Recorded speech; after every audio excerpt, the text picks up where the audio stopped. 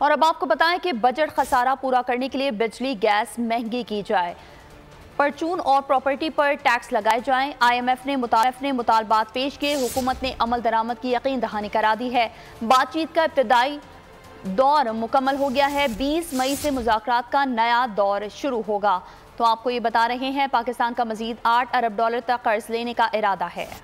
मुल्क पर कर्जों का बोझ पहाड़ बनने लगा।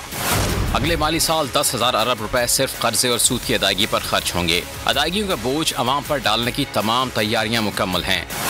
कर्ज अदायगियों और बजट खसारा पूरा करने के लिए बिजली गैस महंगी की जाएगी। परचून और प्रॉपर्टी पर टैक्स लगाने की IMF की शर्त से भी हुकूमत ने इत्तेफाक कर लिया।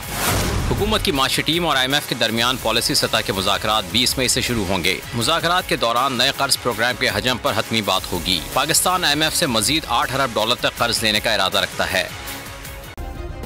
सब्सक्राइब करें और बेल दबाएं ताकि कोई खबर रह न जाए।